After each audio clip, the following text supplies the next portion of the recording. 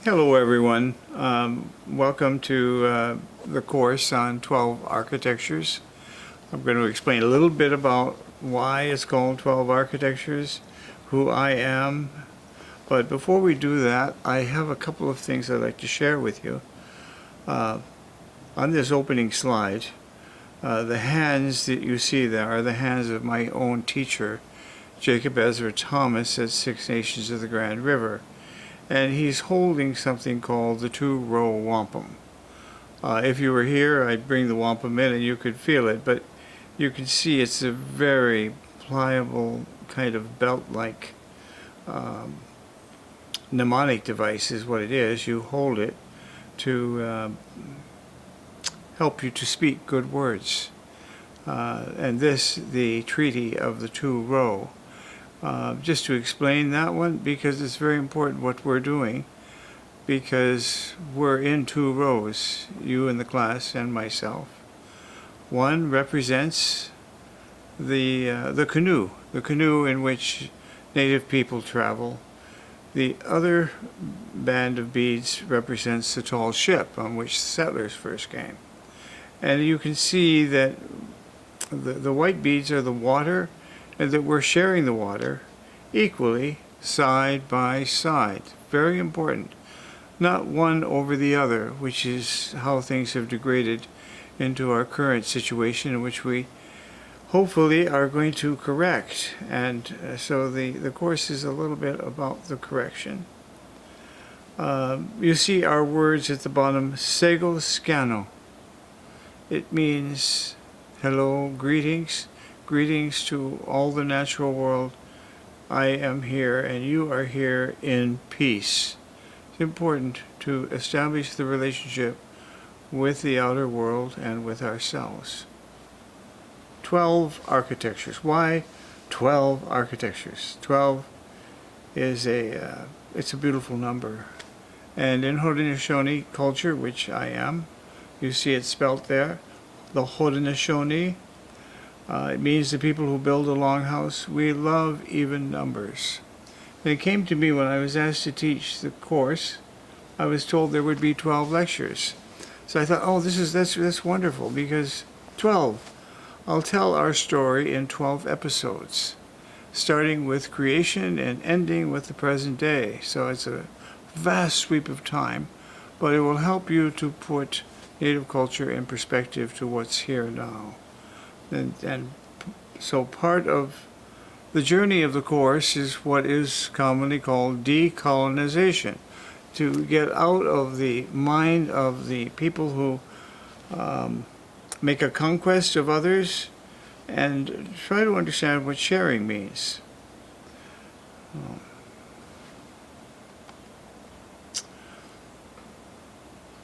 Okay, this is the list of all of the elders and teachers I've had in my life, so you can see the span of it. Starting with my own grandfather and mother, my teachers at Six Nations of the Grand River, my clan mother, and the Pine Tree Chief, Tom Porter. And then, what you may not know, I have a doctorate in traditional knowledge, the recovery of the indigenous mind, and I'll tell you about that journey later in the lectures. But in that time that I did my doctorate, I had another group of teachers, some native, like Dr. Apila, Colorado, Jürgen Kramer. He was German, but he called himself an Aboriginal German. Glendale Cooper, she was Cherokee, and Mr. Halemakua, Hawaiian, Mr. Humbotzman, a Mayan, Birit Khalil from Sami land, and Dr. Charles Finch, who is an African-American medical doctor. And then you'll be interested to know the architects which have fed my journey, beginning with Frank Lloyd Wright, Lou Kahn, my own teacher at University of Michigan, Gunnar Burkerts, you may or may not have heard from him, and another influential man, Dr. Norbert Gorwick. Okay, two quotes from a Chippewa elder.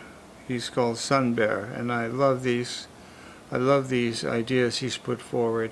Knowledge is a beautiful thing, but the use of knowledge in a good way is what makes for wisdom. So in the course, we're trying to go from knowledge to wisdom. That's what I'd like to see you express in your life. And then learning how to use knowledge in a sacred manner. That's wisdom to me. Okay. The sun rising through the forest. The sunrise. So critical when the sun comes up. If the sun doesn't come up, we die. So many cultures honor this moment, the sunrise. Now, as a further, there's some fairly elaborate introductory material. One is a poem that I'd like to read to you that can describe what you're going to do in the course, what you're going to feel. Poetry does a beautiful job of that. This poem is by the American poet Mary Oliver. She's also a naturalist. She spent most of her life in New England, living on Cape Cod. And this is from her book she called Dream Work. And it's called The Journey. And I'm going to read it to you. Read it to you with the meaning that it has for me and may have for you. One day, you finally knew what you had to do and began. Though the voices around you, they kept shouting their bad advice, and though the whole house began to tremble and you felt the old tug at your ankles, quote, mend my life. Each voice cried that, and you didn't stop. You knew what you had to do, though the wind pried with its stiff fingers at the very foundations, and though their melancholy was terrible. This is our time. It was already late enough, and a wild night, and the road was full of fallen branches and stones. But little by little, as you left their voices behind, the stars began to burn through the sheets of clouds, and there was a new voice, which you slowly recognized as your own, that kept you company as you strode deeper and deeper into the world, determined to do the only thing you could do, determined to save the only life you could save. That's your life. That's my life. And we're responsible as individuals to preserve our life in a good way so that we can go out and do good work. And that work that we have is architecture. Okay. Now the other thing that we do in Haudenosaunee culture before anything is we offer Thanksgiving. It's a very important ceremony. When I first heard of it, I thought, oh, it's kind of a nothing ceremony, Thanksgiving. Oh no, it's very deep. And I'm going to share with you the words of Thanksgiving. They're fairly elaborate, so I ask you to be patient with me. I'll try to read them with meaning so that they're not too repetitive. This is an order of Thanksgiving which is 1,000 years old. We still repeat it today at Six Nations of the Grand River before every event. We call this a speech event. And usually someone is chosen to deliver the Thanksgiving, surrounded by other people who know it quite well and who are often correcting the speaker, because to be thankful for what we've been given is a very elaborate, what we call, it's a duty. It's not a choice. This is called a duty. And in a sense, this course has the idea of duty in it. We're doing our duty to each other, to Native people, to to all our relations that we share Canada with. It's our duty. This is the duty, the really profound duty. We call it Ohonden Daliwad Degwant, the words which we say before everything else. Thanksgiving. So, just to describe it, we're going to be running through all the elements of creation like a ladder, and we're going to start at the bottom rung and go up, up, up, up, up, up, up. And you'll see what all the rungs on the ladder are about as I speak it. Now, my name is Lawinogwas. He's the one who dips his words, and you can imagine when my clan mother gave me that, she said, your words are very important to us. Us, she said, not to you. To us, and we need to hear them. And that's who you are, Bill. Lawinogwas. So, it's my duty right now to deliver the Thanksgiving address because I'm your teacher. And so I figured the duty has come down to me. And that's the first thing we do in the opening, is to recognize who you are and why you're giving the address on behalf of all the people. Because I'm delivering this on your behalf as much as anything. And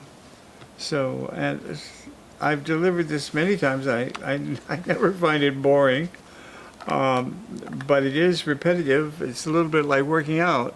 When you go into the gym, you work out the same body parts. You don't complain, that, oh, I've got a shoulder to deal with. I've got this. No. All the body parts are very important. And each element of the Thanksgiving is very important. And we say we're bringing our minds together when we do it. And it's a good mind. Very important. Good. Good. The word good. So here it goes. I'm going to read it. Let us bring our good minds together and think with one mind around these things which we remember and now offer our gratitude to in their lovely duties.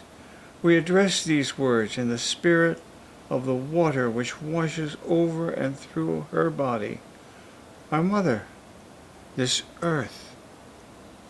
Water is resilient and forgiving and equanimous and refreshing and cleansing, returning us to the amniotic bath of the dark womb from which we entered this conscious dream, which we now inhabit together. We remember what we are told, that in the sky world there is no water, and that in our creation, Sky Woman was the first mother of all of us. So she saw a watery realm as she was falling down into the here, which is here.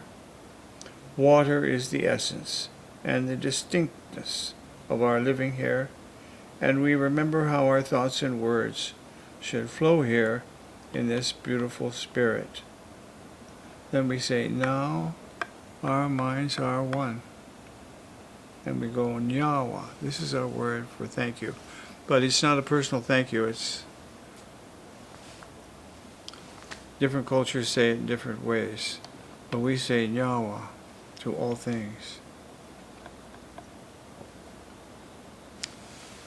Now, we the people, there's many of us, the Okwashonya, the creators of Wiadison, who made our bodies, listen to us. Lawinogwas is here and at peace, Sisegoscano, and is speaking now among all our relations, Oguego. We greet one another now with what we have to say, even though it can only be inadequate in the fullness of the caring and sharing with which all your creation participates in the good ways which sprung from the beautiful spirit which is you. This is our responsibility, to participate and encourage the great spheric realms of your creation and to continue in a good way in their movements. Now our minds are one. Nyawa. You can see it's like a great prayer, if you can say so, because you've probably heard speeches like this in church. And it is a prayer, really, but we call it Thanksgiving. Now, next, the Mother Earth. Our feet are gently resting on the body of our mother once again as we speak, and we are grateful that she still remains here ready to receive us and to do her duty. We walk on her today with so much gratitude and respect. In her body are the bones and flesh of all those who came before us and those who will be coming after us. They are dark, rich soils, moist with recent returning, and dry, dusty sands carrying the old memory. And the deepest remembering is the solid rock of our grandfathers. All these different surfaces, they nurture us among the many spirits so that we can have a place to do the duties which we have been given. Now our minds are one. And one of those duties is teaching this course to me. We're included in this. Now, the next, the waters. We do not forget that when the watery veins came in their many ways, their presence is brought to life here once again. All those who've been here and are yet to come, the dear ancestors and the innocent coming faces into this dream. We think on the rain that comes in still small drops at first, and then in torrents of relentless washing. These became the ponds and small lakes like Tully Lake in New York, where our peacemaker helped Hiawatha retrieve the wampum. You'll find out about this later in the course. Then we think on the little creeks and the small and the big rivers, like the one in the valley of the Ganyahaga ancestors, the Mohawk in our homelands. We gathered our villages around the Mohawk River down in New York State. Then there are the greater waters like the sacred Ontario.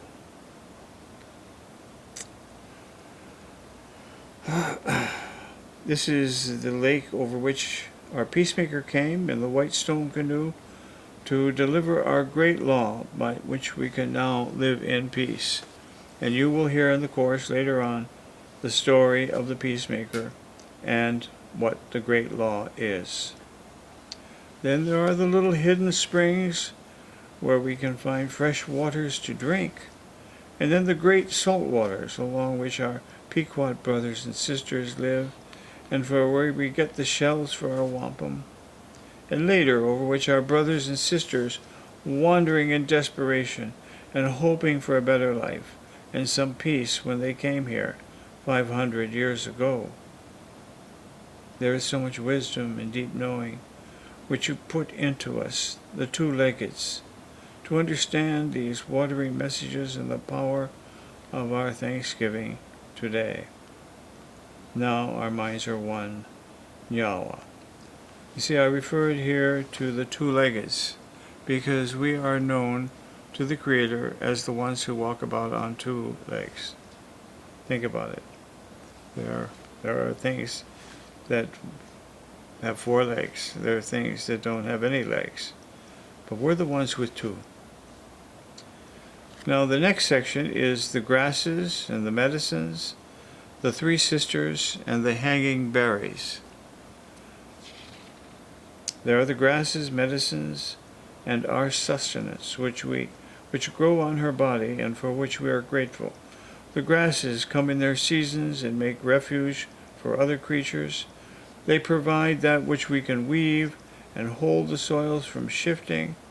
Among the grasses grow many plant medicines, which take care of our needs, first to find strength and then to care for us in our weaknesses and to comfort us in our old age.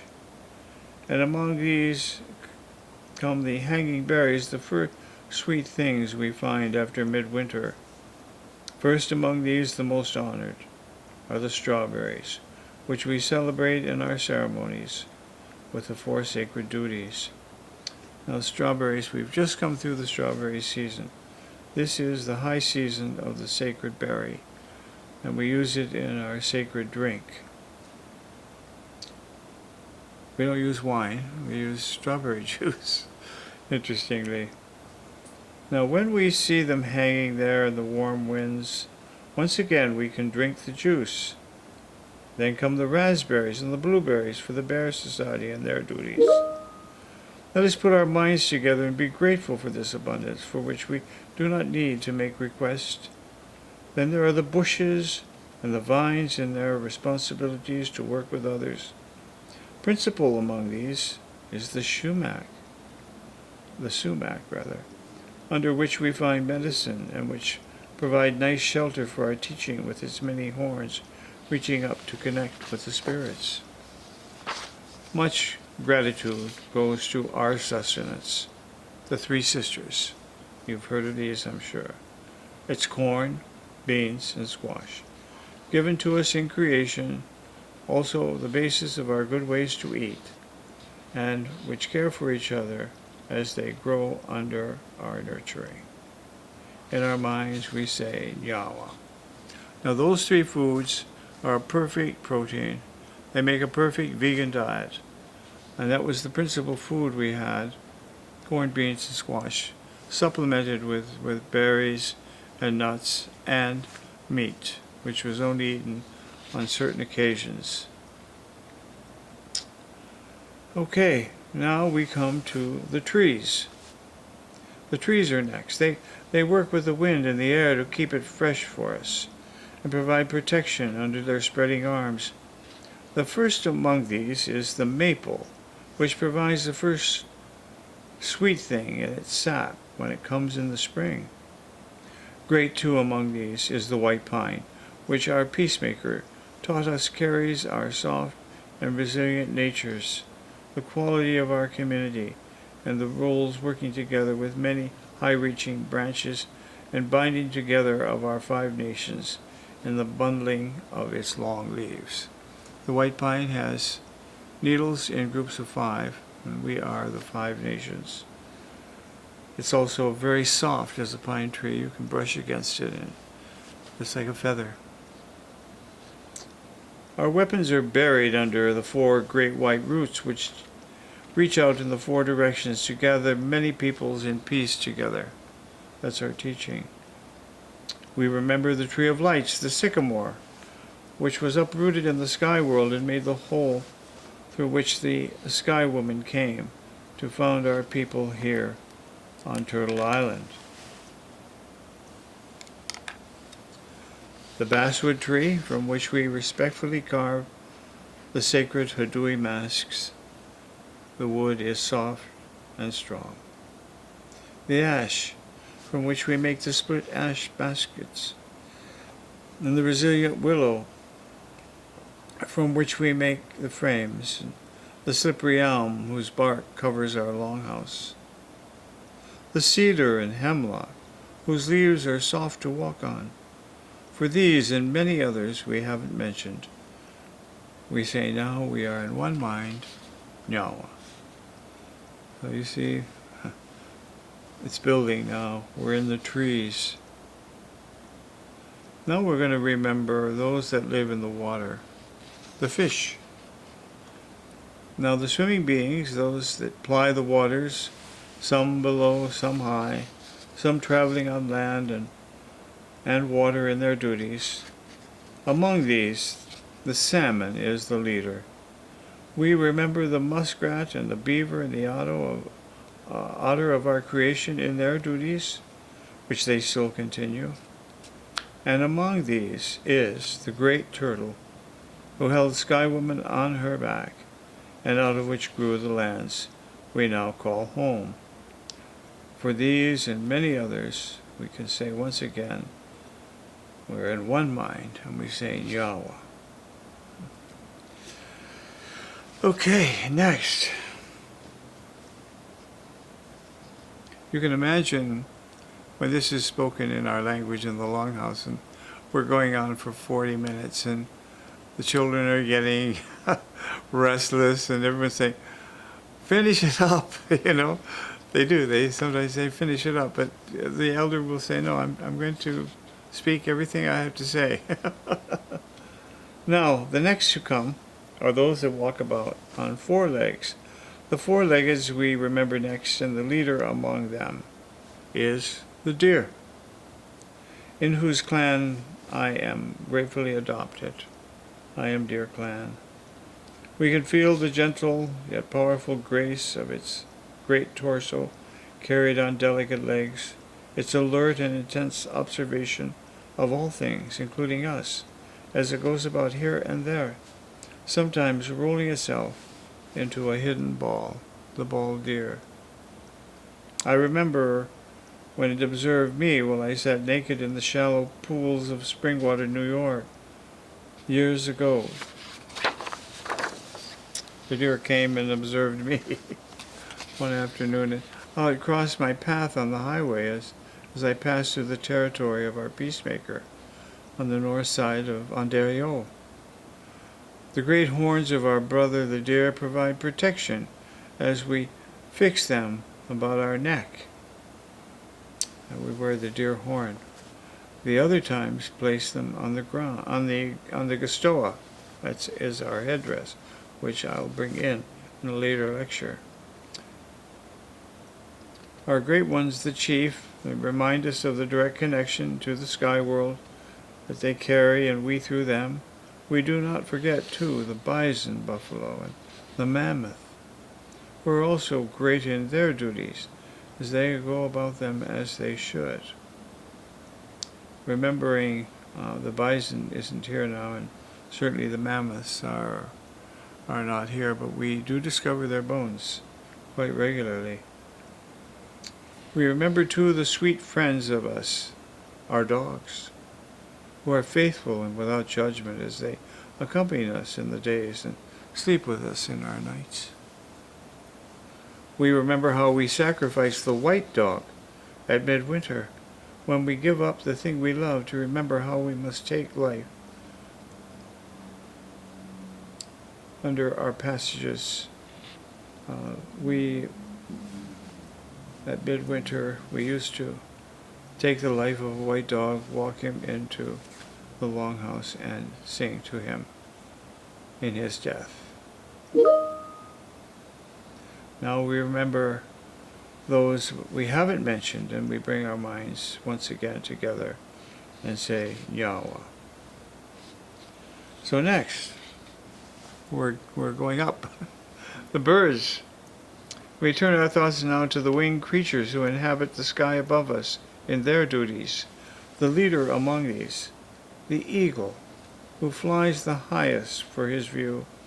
He can see great distances and has the broadest perspective. And when their feathers fall, they can come to us to help us assume our duties. When we find an eagle feather, the peacemaker, place him at the top of the white pine tree in our great law of peace to oversee our communities. Then the other many small birds go about their sweet duties, singing for us in their excitement in the mornings, and help us come into the day in a good way, and to teach us to do our song greetings. When the elder brother rises in the east, the sunrise, each day, for these and many others we have not mentioned, we bring our minds together, Nyawa. Now, the birds are singing. I just want to mention, every Haudenosaunee person has a song, their distinct song, called the Adonwa, just like the birds. And when they sing, we know that they're here. So, and we're the person who's singing the song. Now, the four winds. The winds coming from the four directions, they greet and teach us the spirits of the air. They refresh and strengthen us in our duties and clear the air to receive the messages in a good way. Out of the east wind come the beginnings, and out of the south comes the warmth of fullness. Out of the prevailing west wing is the comfort of the connection to the ancestors, and out of the north wind is wisdom These are the four winds that are like the four spirits which accompany us in our responsibilities to help us. For this knowledge, we bring our minds together and say Yawa. We're getting there. Next come the Radivalis, the thunders. Our grandfathers, the thunders. We acknowledge their wandering in the sky field and heralding the washing of our mother's body and our bodies in water to refresh and renew this creation. The great voices of these ancestors are heard in their time, from time to time. Then we smoke the tobacco in response. They're offering up their protection and their medicine. And for this we bring our minds together. Nyawa. Now we're rising up. We had the winds, we had the thunders, and now our eldest brother, the sun. Now we turn our good mind to our elder brother, who is the sun, whose light returning each day in its grand cycle warms us and gives us life, our source of fires and brightness and light. Now, each new rising at dawn gives us a new happiness in another day, with new duties and new gratitude. Let us bring our minds together and say Yawa. Now, our eldest grandmother, the moon. This is our gratitude for our grandmother, the moon, who continues to perform her nighttime duties, coming and going in lovely and richly woven places, which are the natural cycles of women. She helps us to keep time in her way and modulates our many moods and energies, even the men. She leads us in the night in duties which come in the darkness. The absence of our elder brother, for this we bring our minds together and we say Nyawa. In other words, she takes over from the elder brother. She is our eldest grandmother. And you'll see in just a little while when I do creation how the eldest grandmother came to be. Now, we're almost done. The stars. The helpers of our grandmother are the stars, which carry many spirits of those who have had a story before and will have a story after us. We remember the 7 dancing brothers, the hole through which Sky Woman fell into our creation, and their lesson to allow the children to be who they are and when they come. This refers to a story we have, which I'll tell you later in the course. Then we remember the bear, chased by 3 hunters, which comes into the sky in its rounds to guide the cycle of our ceremonies. And then we remember the Wanaweda del Swate, the morning star. This is the bringer of beauty, sometimes called Venus, after the moon, the brightest thing in the sky. It's a planet, the bringer of beauty. And then we remember the Milky Way with its path of the ancestors, which splits in two like 2 different paths among us. There are so many others which we remember. Now our minds are one. Yawa. Okay. Now we're rising into the unseen world, the 4 celestial beings. The Creator is assigned to each of us the 4 beings or spirits which hover all about us to direct our thoughts and words and actions and being, to assist each of us in the duties which come to us on the journey of this life. Our conscience. They know us so well, and they observe our every act and thought. So we give greetings to these sky dwellers. Now our minds are one. So each of you in the class is accompanied by these 4 celestial beings. It's what gives you your character and guides you, helps you to understand what you're supposed to do. simple things I was told, like what toothpaste to use so that it doesn't hurt you. Every decision we make is being guided by one of these beings. So we are always accompanied, and we're always guided. There is always something for us to do if we listen. Now, we remember the enlightened teachers. This is very important. We remember all the enlightened teachers who come to us. But especially, we do not forget the Ganawida, the peacemaker, and the beautiful man who carries a good message, Skanadario. So, very important in our culture, Hiawatha, the assistant to the Ganawida, the peacemaker, and later on, we have a good message that came to us through a man we called Handsome Lake, Skanadario. They came to teach us how to live together in peace and among the peoples from across the great waters. And for their teachings, for us, we remember and we say Yawa. Now, included in the enlightened teachers for all of us are the other great spiritual teachers of the planet. Jesus and Muhammad, Lao Tzu, Confucius. They're all included in this phrase of the enlightened teacher. Every people have these teachers, and it behooves us to listen to them and to learn from them.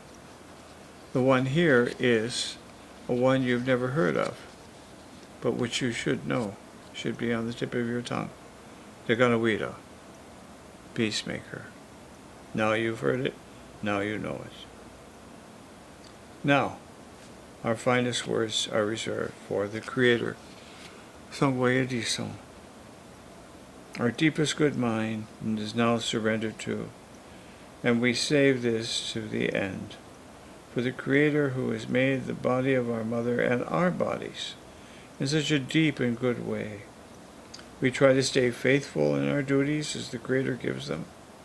We offer tobacco each day for the clarity of this necessary guidance. That's what we use as the offering, tobacco. We'll talk about that.